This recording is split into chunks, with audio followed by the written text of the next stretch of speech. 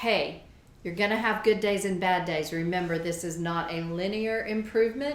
It is a manic improvement. But remember, when you have a bad day, be gentle with yourself. This too shall pass. The good days existed, and they will exist again. It's important that you work together with your doctor. Many of you are on multiple medications, and what that means is not only do you have the original problem of the fibromyalgia, but added to that is the problem of the side effects and toxic effects of these medications. If you are a person that would like to not be on so many medications, which frankly, the less you have, the easier your healing is going to be.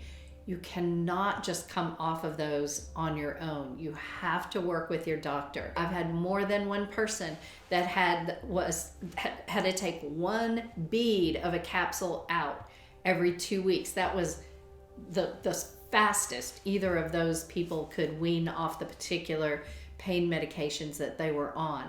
So work together with your doctor. And just like you want a supportive network of friends, you also need a supportive doctor. All doctors are not holistic, but many doctors, even if it's not their wheelhouse and what they're trained in, many doctors are supportive of patients who don't want to just be on medications. So if you have one like that, you're very blessed. If you do not have one like that, and they just don't want to be bothered with thinking about you coming off the meds, no, you're on them, you have to stay on them, then I humbly suggest that you start looking around for some new doctors, because just like positive friends, you need positive doctors.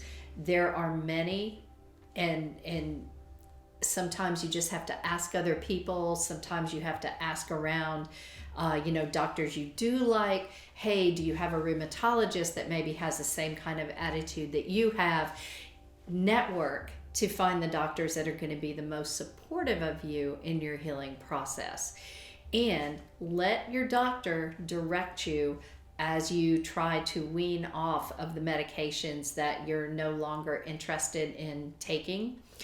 And that will be super helpful. Pharmacists are also very good resources because the medications are their main mode of study. That is their wheelhouse. Their entire college career has been learning about these medications. A resource that I have found very helpful, and remember, I'm not a medical doctor, but when I get a client in my office and they're on multiple medications, I go to a website, drugs.com, and they have a drug interaction checker.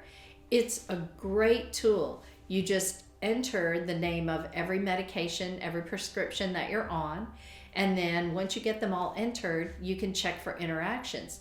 Sometimes you would be surprised to see some of the really negative interactions that can occur with certain medications when it's very easy to use a different one that maybe works on a similar problem but wouldn't interact with the other meds that you're on. So again, Vitology Health, the science of self-health, we do have to take personal responsibility, even though we're working with professionals, to be sure that we look at everything we can look at to take command over our health, our care, our food, etc.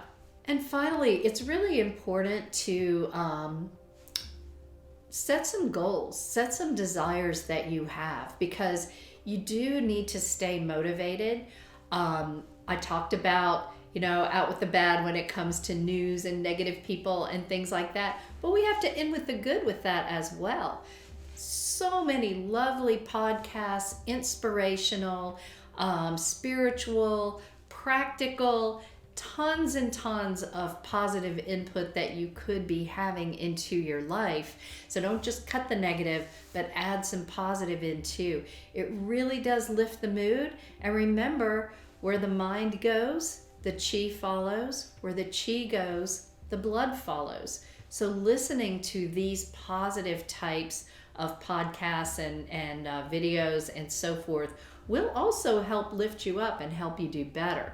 And again, look at the people around you, whether it's professionals that you're seeing for support, whether it's friends, whether it's family members. Identify the ones that are your strongest allies, and not in a, oh, poor you, sympathetic kind of way. No, in a way where they admire what you're doing. They understand it may not be easy, but they're behind you. And they're not going to be the ones that just encourage you to have one bite of that chocolate cake at dessert. They're going to be the ones to avoid the dessert themselves because they don't want to tempt you. Tons of fabulous people, and you want to surround yourself with them because it will help you on your journey. And I look forward to your success.